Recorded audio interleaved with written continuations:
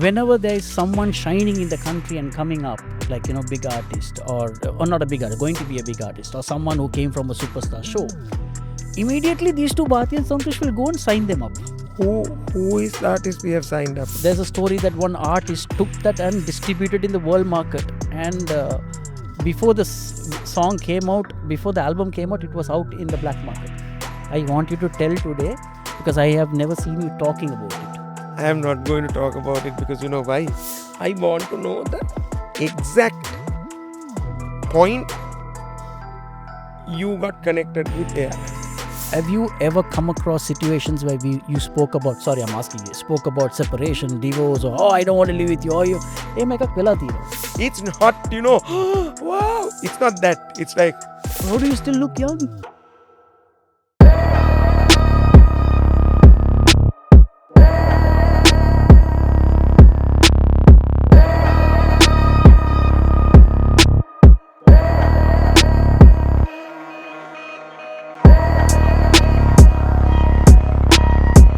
So basically, this is a podcast, not an interview.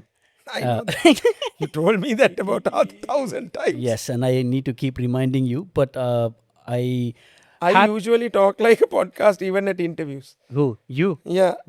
I keep going so that they have to say break, cut. I think anyway, I'm very, very happy and honored to have you in Unmute. And thank you for having me. It's a pleasure. Thank you for having to me. Host you. Someone who had given me the biggest break and biggest opportunity in my life. If I can talk to you like this, is because of you. And with all due respect, thank you for coming. Thank you so much. Thank you for having me on your first program, I think. This is the first program in the sense like I'm hosting with you. Yes, I know. And I want to ask you something that I've never asked you before. I'm going to keep my leg like this because I'm more comfortable like this talking. Treat this as your home. Sit however you want. Be happy. Okay. And happy kana sandosam machagila. No worries. Go for it. So I have a very quick question, which is, are you a spiritual person, Bathiya? Because you have never spoken about your spirituality as far as I know. Are you a spiritual person? Actually, I am a spiritual person. Okay. I am. I have been, as in my exposure to if you say, I think my exposure to religion starts from a very young age. Right. And my grandparents to my parents and all have been religious. Right. But I think that was very conventional religion. Right. Like conventional religion, right. where you do things simply because somebody has told you to do it, and your understanding of it is a little bit on a very conventional way. Hari. So then maybe around when I was around 30, 35, I think I was less religious. Religious, okay. A lot, but around the age, about 6-7 years ago, I again got back into it accidentally through a clique of my friends. Right. And this time I got hold of the depth of what is taught. Okay.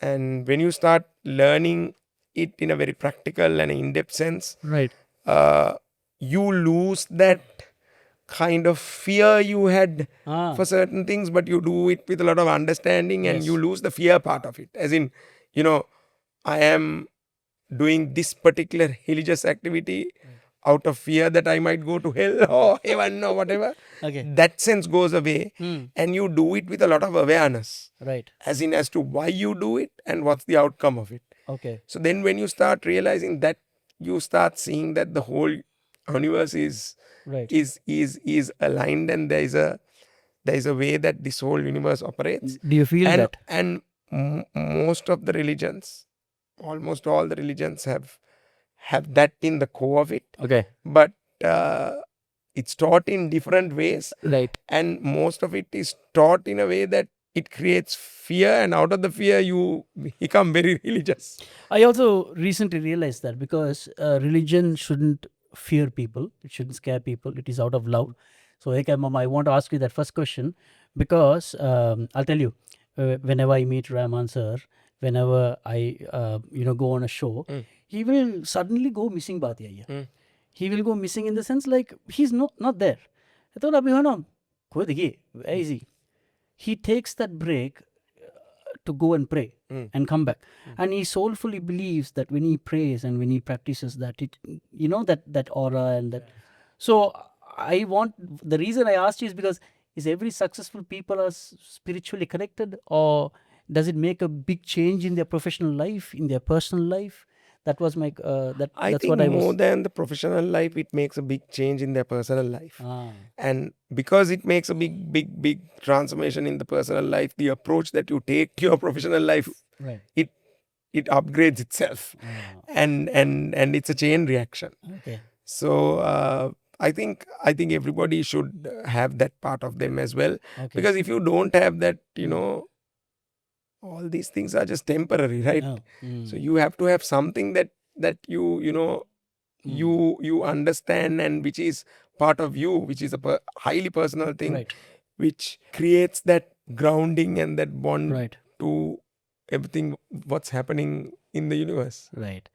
So the reason I asked you why, whether you're a spiritual person or you believe in all these things, this is something that apit industry we will come across all these stories and everything, and I'm trying to connect this dot with you. It's because there's I don't know if this is a rumor or whatever, because I haven't seen like that, but I'm asking you.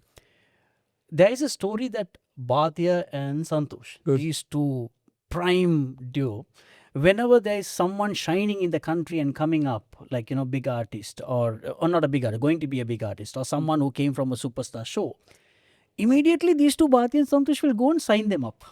And they will keep them in their team, and they will provide them whatever they want, but they will have a certain control over them. So I'm asking you, I have never gone through that with you, but I'm asking you, does that happen? Who is the artist we have signed up? I'm asking you again, who have we signed up like that? No, you had a lot of artists that you supported, including me. So if you take Ashanti, Randir, Umaria, all these people were working very closely with you. Yeah, and now they are big people, big stars. Exactly. So if we had kept them, we had kept them bound, you won't see them as big stars, no? Exactly. So that's what I want you to tell me on a brief and also a little bit on depth.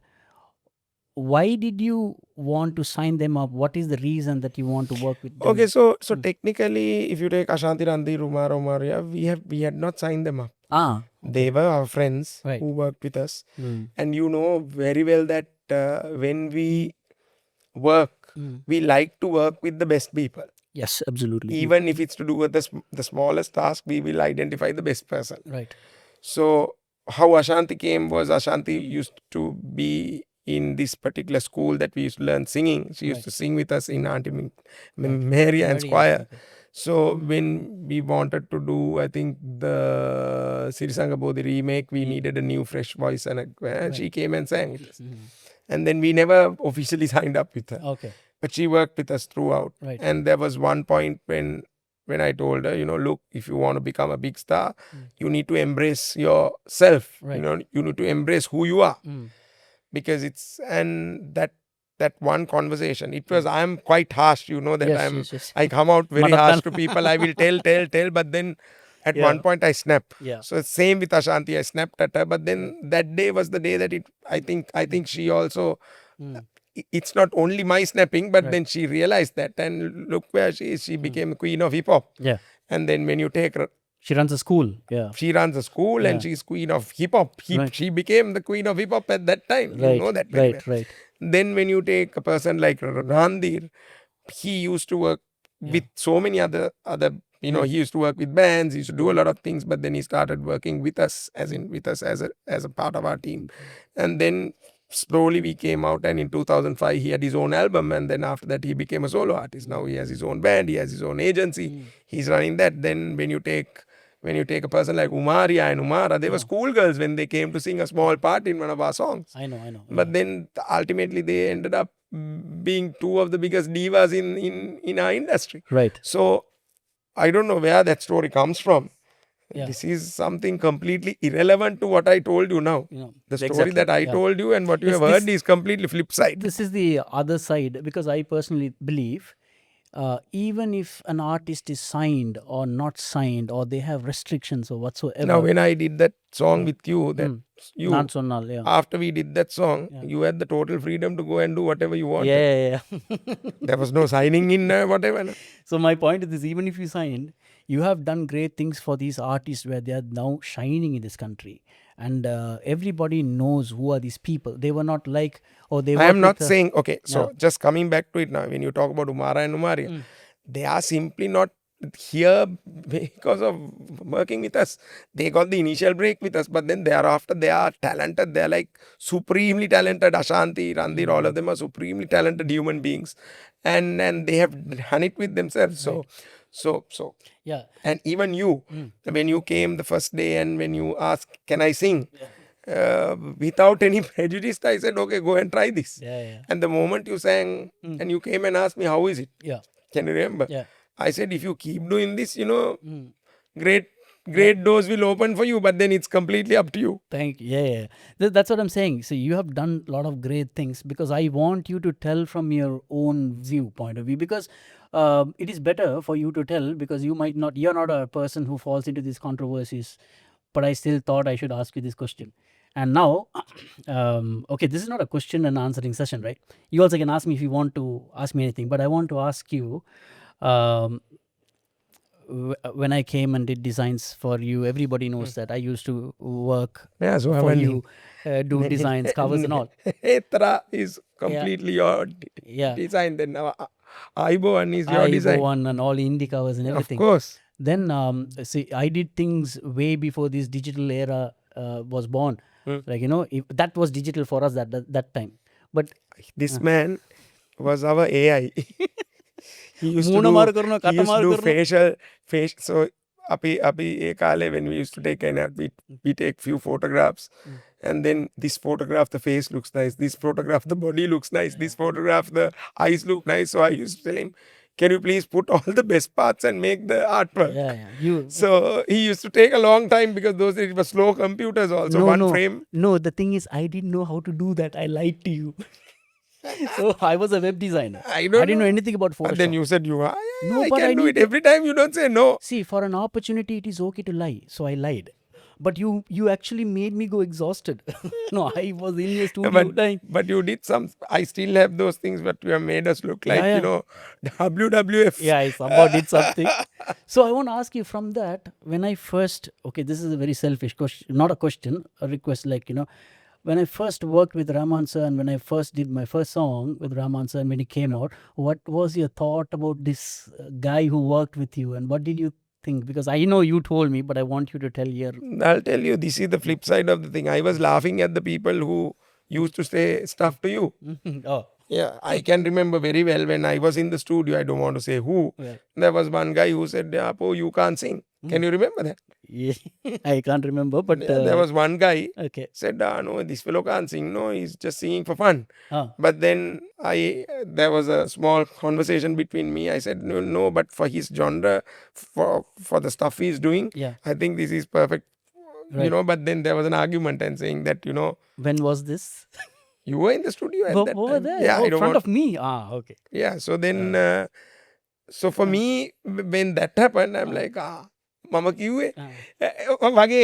I got some pride, and also I had a good laugh at the others who were saying things. Yes. So, but I was very proud. It is like, that feeling like how a father has about a son more than a brother, than a big brother has about, a younger brother.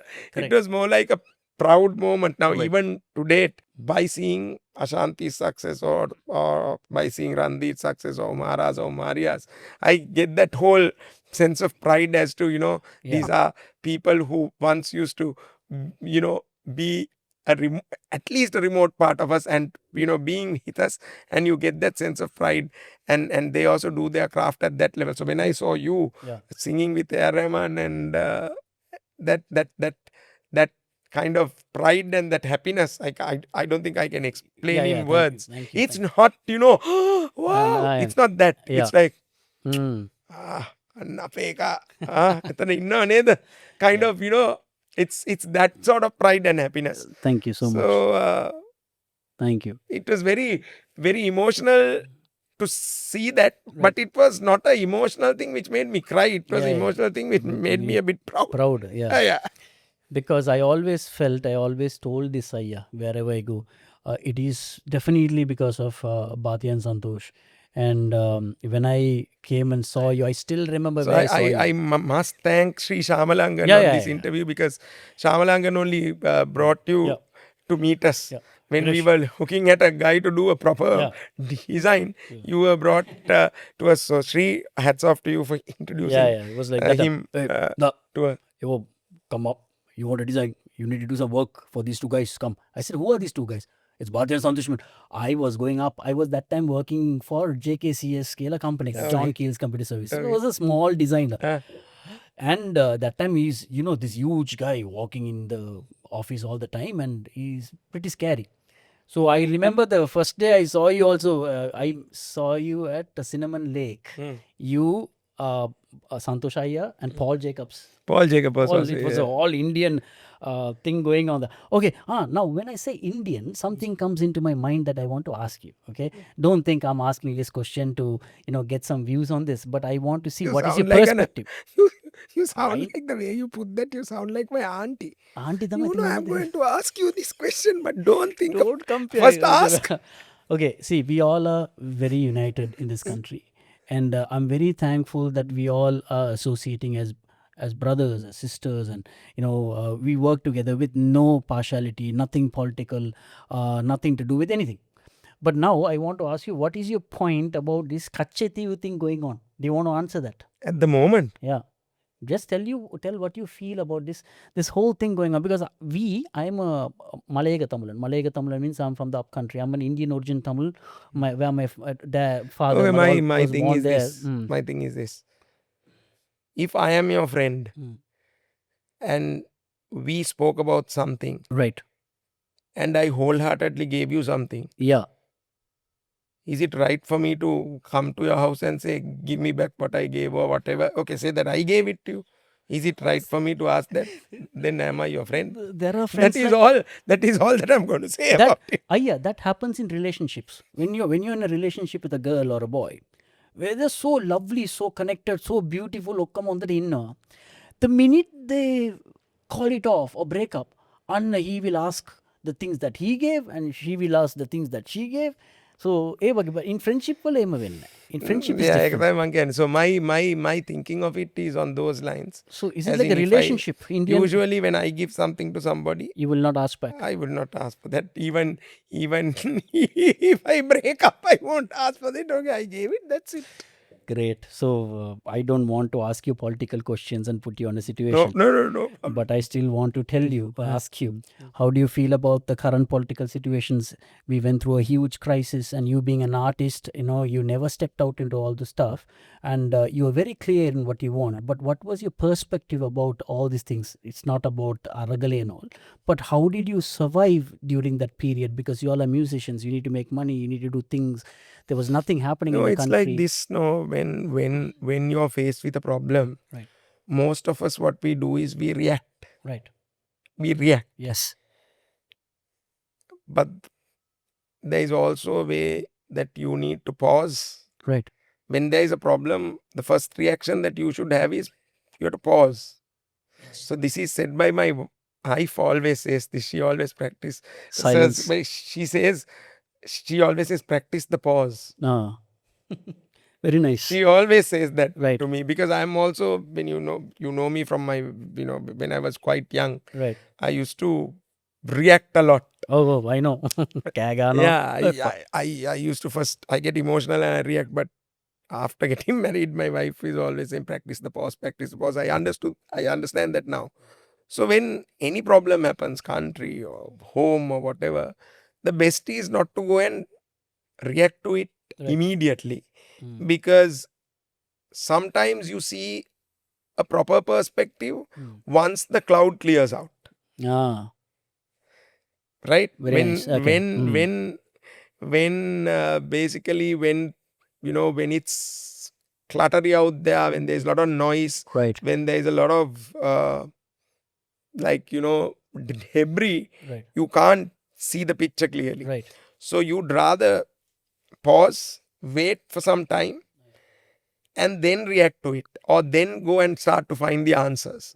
Because sometimes there are certain things, like say for example, now say that, okay, why do certain animals in the harshest conditions of the the Weather conditions. snow, Yeah. uh, Yeah. like snowy කියලා හිතන්නකෝ, Yeah. winter, Mm. in the harshest winter, why do they go into hibernation? Mm. Because it's no use going out there and trying to fight or justify or do anything, because Mm. there's a lot of cloud there, is a lot of turmoil there. So you'd rather be silent, Mm. rather sit down and just Yeah. chill. And then once everything has cleared out and everybody can see clearly and everybody is ready to talk and everything, then only you have to come and Right. start dealing with any situation. This I am not talking about Sri Lanka. It's I am not everywhere. talking about the economic crisis. I am not talking about the political situation. I am talking even at home. Mm. Most of the time, why do arguments go beyond a certain point? Why? Because you react immediately. We love doing that, ne? Yeah. Like, we like to do that. No? We like to react. So We always like to defend us. my perspective on it is that, so during all these times, it's not only Aragale, we had the war, right? You can remember, you were here. We had bombs exploding, then we had the war, then the war was over, then there was political crisis, then there was economic crisis, then now we are at a different turn where we are now slowly recovering. Right. And then suddenly the Sri Lankan rupee, which was at about 137 rupees, suddenly now is 300 rupees. So all these things is part and parcel of what you and I had to go through. So pause and you need to start finding solutions for all of this. It's just that. So I don't see why sometimes we react. Right. Right. So I tell this even to my daughter, to all the young people, especially on social media, just don't go to react to certain things. Social media. Just don't go to react like this, because sometimes what you see is not what is actually there. Right. So wait for some time, because sometimes you might go and say, now say for example, something has happened to you, right? They say that, okay, you have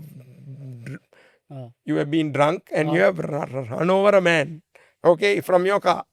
We always, this bloody ADK, I thought so, all that. 2 days later, somebody comes and says, no, he was not drunk, he was only this thing. That man was drunk, he is the one who has jumped in front of his vehicle. Perspective, yes. So rather than feel an idiot, okay, you see that, don't go into any judgmental, judgment kind of mode. There's pause, wait for some time until the whole picture unravels. So always it's always two sides of the story. Yeah. Then it's easy for you to live. You don't get angry, you don't get agitated, you don't get frustrated, you don't get this thing. And great. Move on. And now another cute question. This is years back, okay? I remember that. A cute question. The thing is, I remember that you worked very hard on the Netra album. When I first came into your studio, I saw from Cinnamon Lake, we went to the studio and I saw Paul Jacobs on one side, Sri Shamalang on one side, you and Santhosh on one side. I was Netra time, Paul Jacob was not there. He was in the studio playing. He was there. He was doing something else. You were playing the song. Yes. Because I remember that was my first incident. Okay. And I was starstruck. Okay. I was looking at you guys like this, and in my mind, I was running. When am I going to get this attention? It was that you beautiful. Got that attention more than us. Why?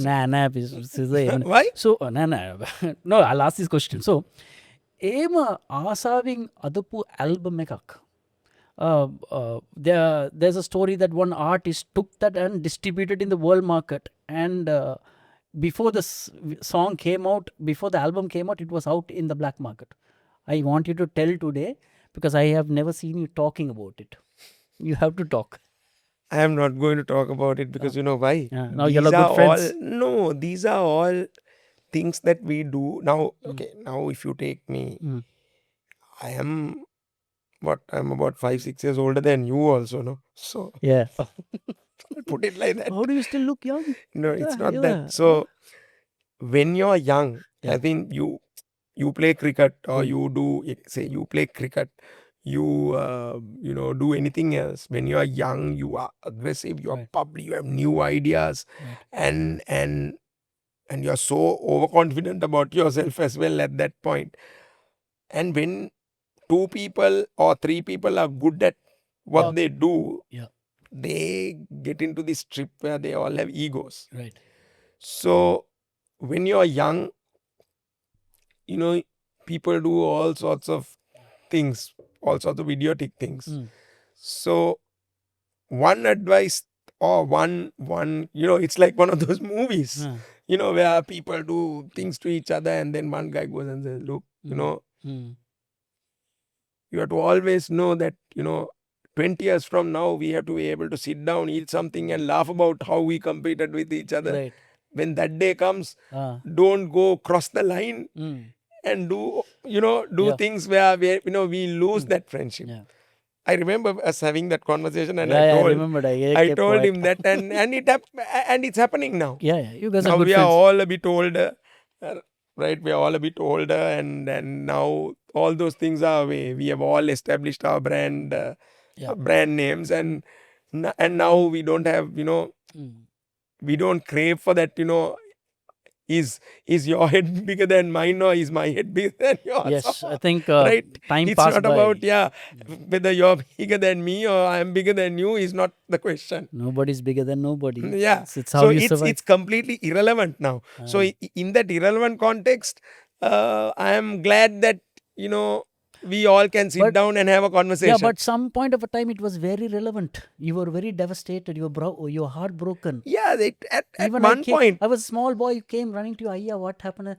Mali, just leave it. We're gonna kata karne pagale. You never spoke bad about it. No. මේ බයි සමහර දේවල් තියෙනවා. What you have to realize is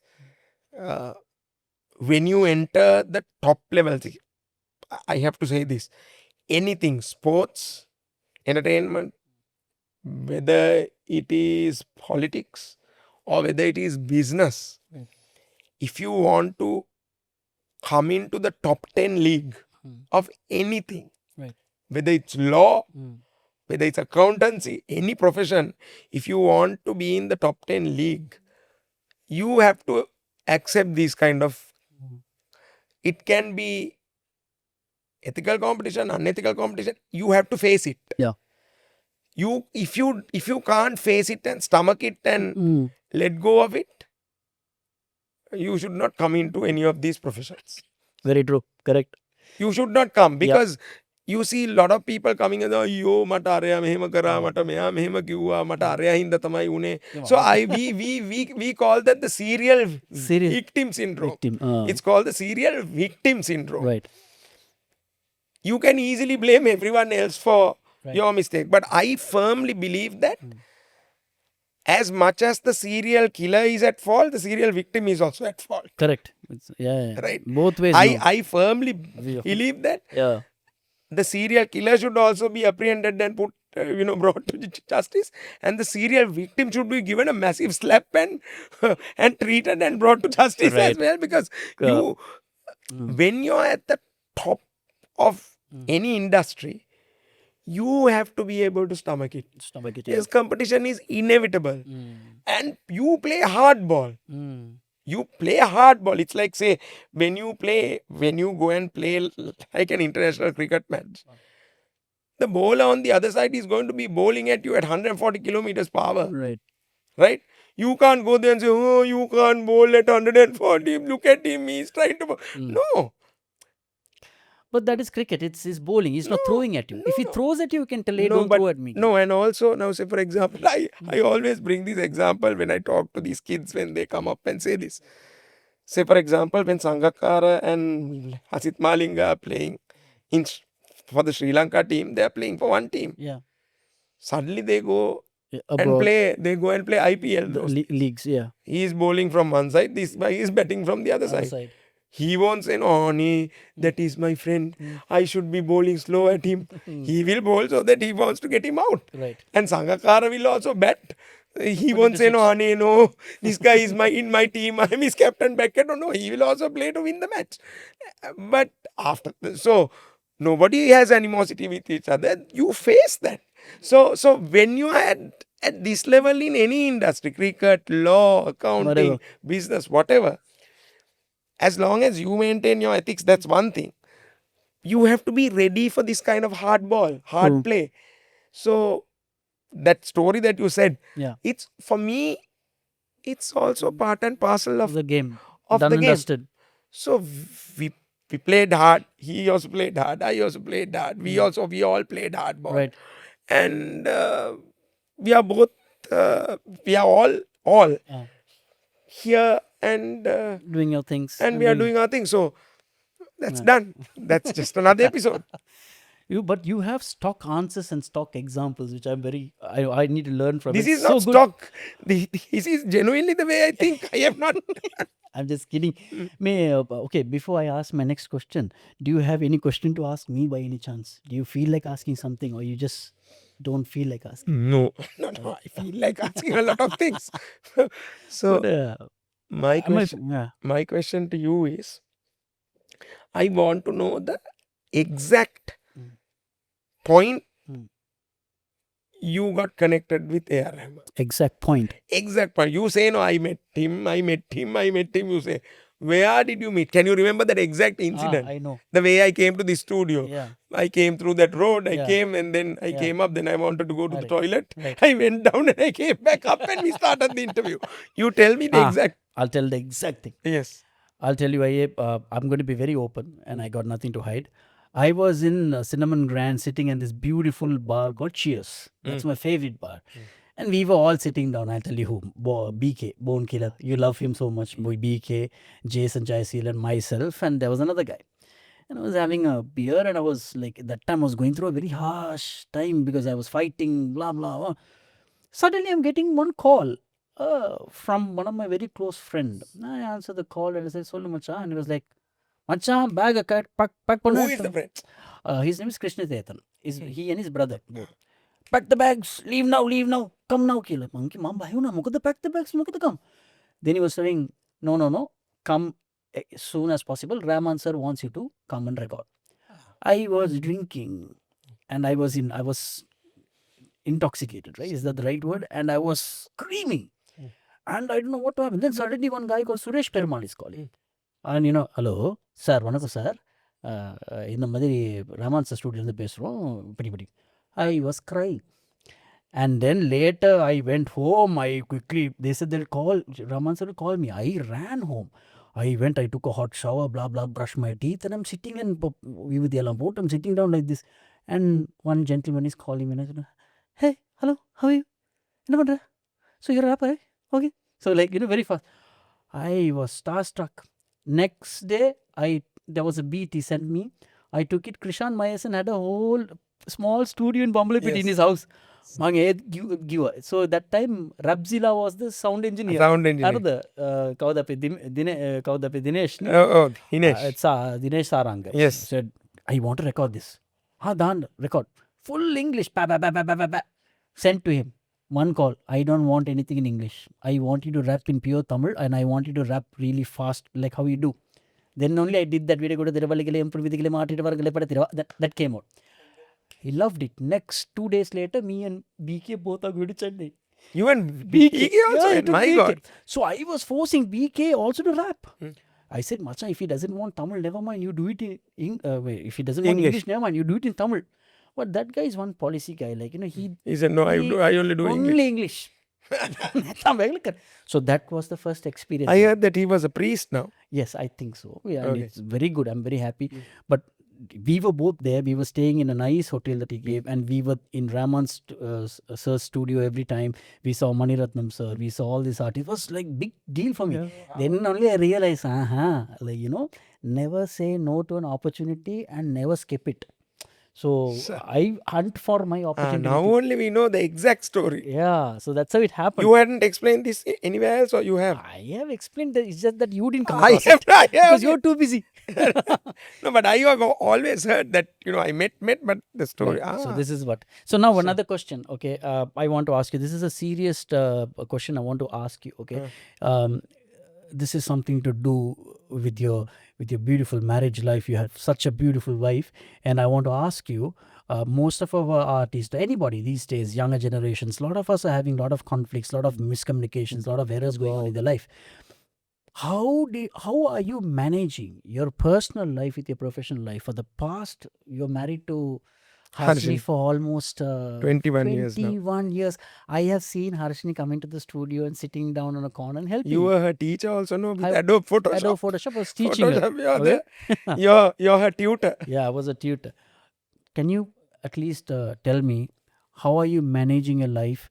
And have you ever come across situations where you spoke about, sorry, I'm asking you, spoke about separation, divorce, or, I don't want to live with you, or you, I'm just asking. We have never spoken about, splitting or whatever. But of course, she was very young, right?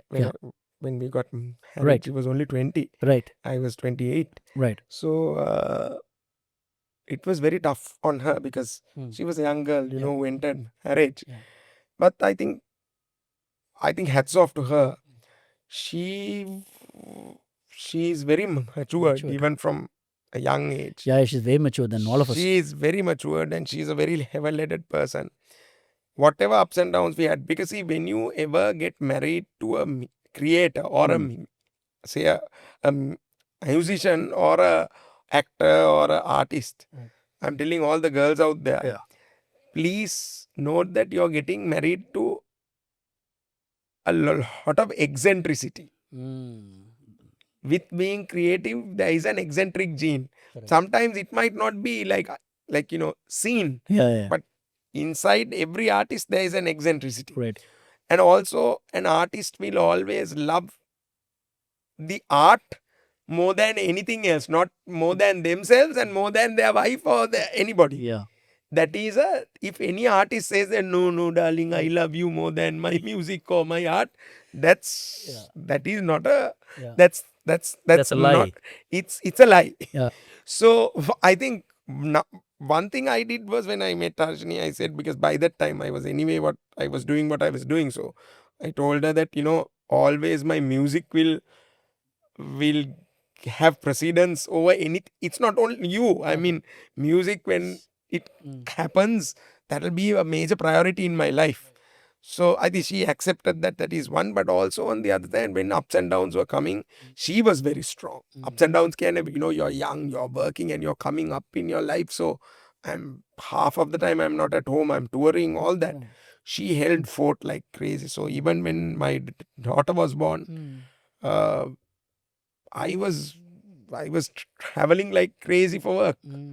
So I was there with her throughout the delivery. I was there, everything I was there. But then no, after 2 days, she was left alone with a small one and I was traveling with shows and recordings and so many things. But as I told you, both of us, I think, have evolved together. And we have quite realized that, most of our people don't realize is any kind of relationship, it has stages. You have the honeymoon stage, the initial girlfriend-boyfriend stage, then the honeymoon stage, then that whole holding hands and walking all over the place stage. And then beyond a certain point, that love will mature into a friendship. Right. You have to give it time. And is that what you call a real love? That matured is when that matured friendship is what any relationship, it can be husband and wife or friends, it can evolve. It will evolve to that. Right. Most of us don't tease it out and wear out that pressure until it comes to that stage. Right. I think that's one thing. So, and also saying that again, Hinesh, there is no one framework for every relationship. I can't say that what works for me will work for you. Yeah. Or what works for you will work for maybe him. Because every relationship has its own dynamics. Yeah. every relationship has its own unique dynamic. Right. Right? There are husbands and wives or couples or partners, you see. One person is dominating the other openly. Right. But it works for them. Right. There are some couples who will argue all the time. But they have been together for 40 years. That is what works for them. Yeah. Some couples are like very lovey-dovey even when they're 80 years old. Right. That is what has worked for them. Right. Some couples will say, there, all that. That is what works for them. So, saying what I said, I also know that my circumstance won't work for you. Yeah. Your circumstance won't work for, say, Santhush. Or Santhush's circumstance won't work for somebody else. Right. So, it's a very unique thing. Right. I think the primary thing is understanding how life works and understanding the fact that life is not what you plan. Yeah. Your plans are what happens while life goes on. What a quote. Right? So life happens and you make your plans around it. Right. But life takes you where it wants to take you. And you're very busy thinking that you're taking it where you want to go. So you have to chill. You have to chill. Yeah, thank you. And okay, now you did. I know you did one album. It's a fully Hindi album. It's called Namaste. I remember that you used to come to Mattakuli to my place. Can you remember? I came to meet your parents. Yeah. And my dad was all excited. No, Santhosh, Bathiya. You came home. It was a very humble, small home. Your dad is a very sweet gentleman. And we were designing the covers, and I know how much hard work you put into that album. Even to date, we are like that. Yeah. Now you might see us with a lot of crew and going here and there, but when it comes to actual production, you will always see us seated on a Hanugetter, waiting for the thing to finish, and all that will be there. So now my question is this. You did so much hard work in that album. You got Jacqueline Fernandez to feature. You got Sanat Jayasuriya sir, with all due respect, to feature. You did such a beautiful album. And that album didn't move well, is what a lot of people were saying. You mean the Indie album? Indian. Were you devastated? Were you broke down? As an artist, what steps did you take? Like, do you want to move forward? Because you were trying to venture into a different market altogether. And you had the guts to do that. No, it's happened? Like this. See, have you heard this quote? In our Buddhism, they say that when Lord Buddha was coming to this earth for that birth, he checked Kalaya, Dvipaya, Deshaya, Kulaya, Mau. You know what that means? Yes. Ah, right. I know. Okay. So he checked for all that, because all that has to set in for something to work.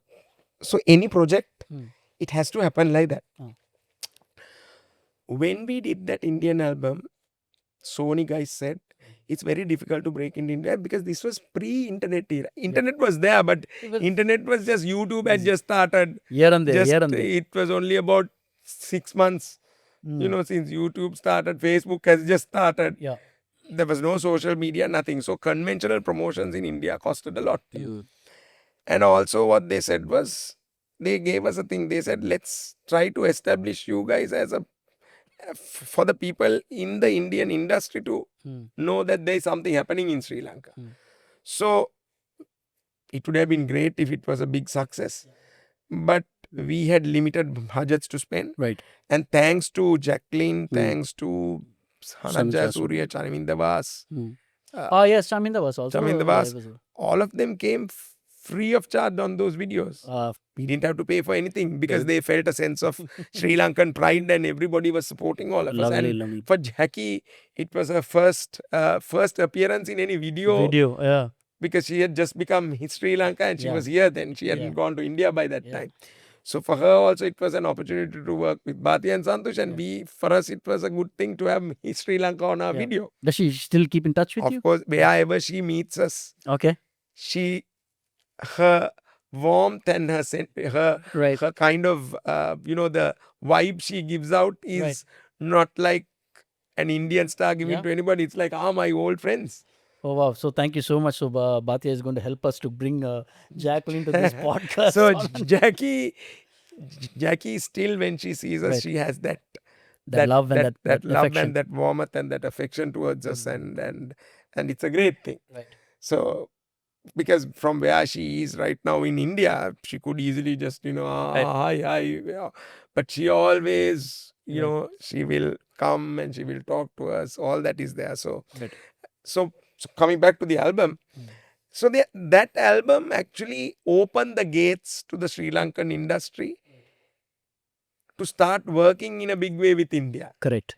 Because that album, see, now say for example, if you take Sri Lanka in the 1940s and 50s, people like Sonil Chanta and then Mr. Amaradeva, Mr. Vikratnayaka, then Clarence Vijayawardhan, Rukat, all of them opened doors. Yeah. And they set the bar high. Right. That gave us the platform to Right. come in. Right. And to do what we are, Right. to come and do what we are doing. Right. Now, when we were trying to enter India, India was like a shut, like there was a wall. We had to break the wall and build a gate. Right. So that I Born album was just a gate. Ah. But to break a wall is the hardest part. To build a gate is okay. Right? You can build it quickly. But to break that wall. So it was an exercise that we did. And after that album, there was some sort of recognition we got with people like Hariharan and Asha Bhosle and Sonu Nigam coming to Sri Lanka and all. Then the next generation, people like Hahani, she had her Hahani's, that song, Anike Magete, it became viral. But by that time, India knew there's some sort of industry in Sri Lanka, and that going viral and internet being there, like I told you, everything was set. So she took it to a different, that thing went to a different level. And in between, so I Born is one thing, then you go into the industry. So it's a sequence, and this was a start. Yes. So we have no regrets. Yeah, very good. Because at that time, just by putting that album, say that it's a hit or it's not a hit, keep that out. But you still did it. Just by releasing that album, it was a great achievement for us. Super. So now one last question I want to ask you. This is not a sensitive you question. Want me to go now? Of course, you came late. Being a senior artist and being a mentor, you made me wait for 1 hour. No, I didn't know. You told me 6 o'clock. You told me 5:30. I said 6. I came at 6:20. You see your invitation. No, invitation is one thing.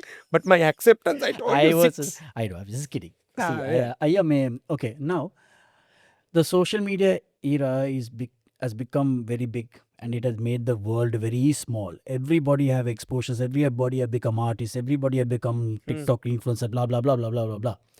During the time that we did music, we were totally depending on radios and TVs to make our songs hit, and those were the real hit. I personally believe. Even now, according to the world moving, yes, now it's hits also, like whatever they put. Now, do you realize when you release a song, I think that, I don't know that whether you released a song recently, but even a person like me, like a musician, I don't get, if you release a music, it doesn't come to me, it doesn't reach me, because the internet expects you to use Google ads and do all these things to promote it and all this stuff. But when you release a song, do you feel that if it doesn't move on the YouTube, if it doesn't cross at least 1 million, have you ever felt bad? Have you ever felt, hey, I did so much for this industry, when I release a song, now it's moving very slow, 2 million, No, 3 what million. you have to realize is that even happened during the TV time. Right. Now, say for example, what you guys don't understand, what especially you guys, as in guys who rely on social media and internet, what you guys don't understand is building an artist brand and the career is not just having hit after hit after hit after hit. Correct. It's building a portfolio. Yeah. So when we did albums, if you take our Netra album, Right. how many hits? From 16 songs, 4, 5 maximum big hits. Yes. Rest of the songs appeal to the niche. Yeah. And those particular niche audiences are the ones who made the brand, Right. aspirational over time. Right. The big ones are like soda bottles. It becomes big. It brings you the big numbers to the shows. All that is there. But those niche songs, like those small ones, and then those are the songs which becomes classics after 10 years. Right. Thank you. You understand what I mean? Absolutely, yes. So now you have become... Not me. No. Even I for understand. you in your space, Yeah. you have become an admired brand, an aspired brand in your space. Yes. Because of everything. Thank you. Some of those songs which have done 500,000 views Yeah. have also contributed to that. Yeah. So whenever you put out stuff, you need to realize that it comes with the port. Right. Say it comes, it is a long-term thing. It's not a short. Now, okay, take our song now. Say, for example, we have a song called, Hinipettata. I know. Hinipettata, when it was initially released in 2011, it was not a soda bottle hit. Yeah. It We slowly. thought we actually thought that it will have a short life cycle. Right. But cut to 10 years with the Gen Zs. For Gen Zs, it's a classic big song. Right. You get my point? Yeah, I get your point. Absolutely. I yes. never thought that it would happen. But Yeah. come to 2018, we realized, when we play this, everybody knows it, everybody sing it. But at the time it was released, it was not like that. And also as an artist, when you go along your career, you need to know that in your 20s or when you enter the industry, again I'll bring cricket as the example, right? When you enter the industry, you're like the top two batsmen. You're the opening pair, right? So everybody is inside the 30-yard and you have to play on top for it to go and start it in sixers. But when you're at this level, you're playing the middle order. Right? You're playing the middle order. Pavedi. No. What is the middle order batsman supposed to do?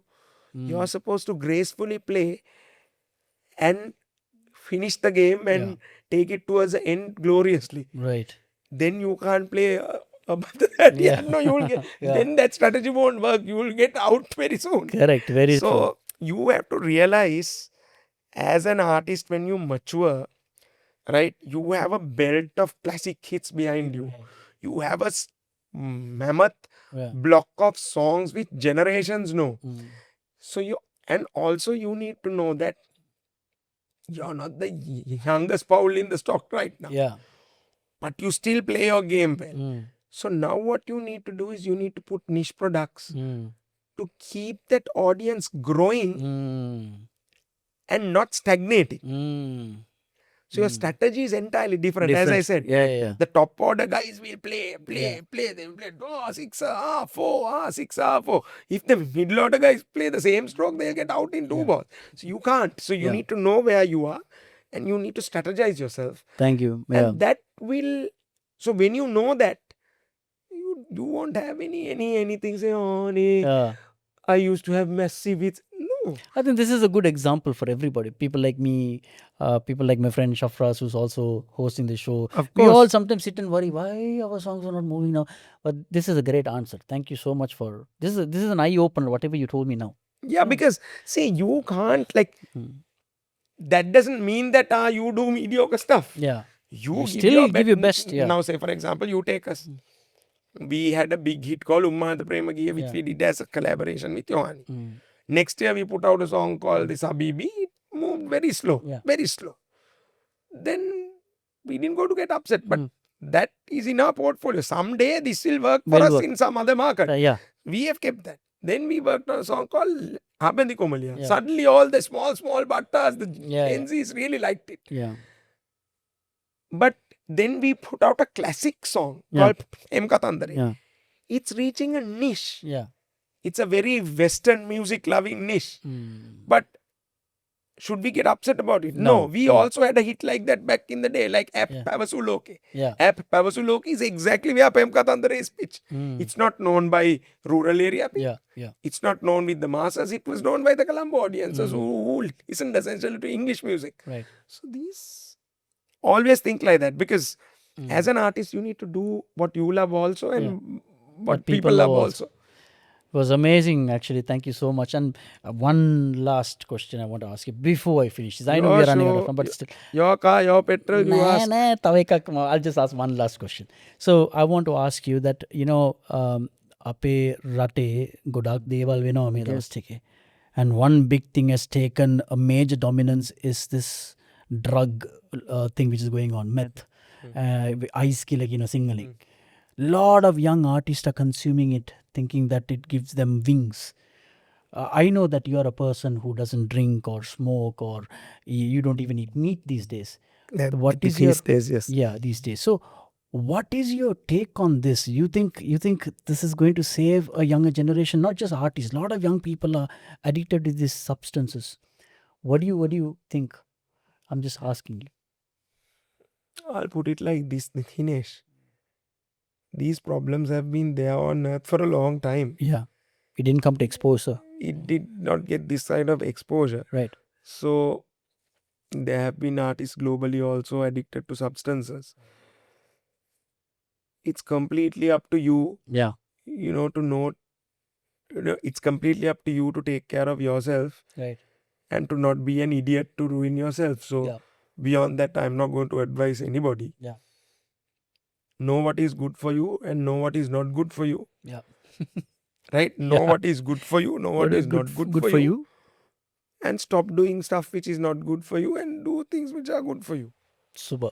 That's the most simplest answer and the shortest answer you gave. I am not anybody's father. I am not anybody's mother to tell them. So you need to know. We are all grown ups now. We are all adults. Yeah.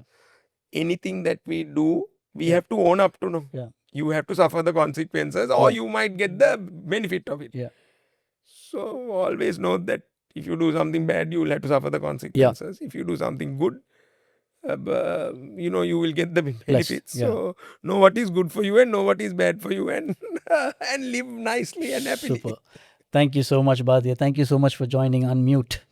And I hope we spoke well. I hope I didn't ask you any awkward questions. But anyway.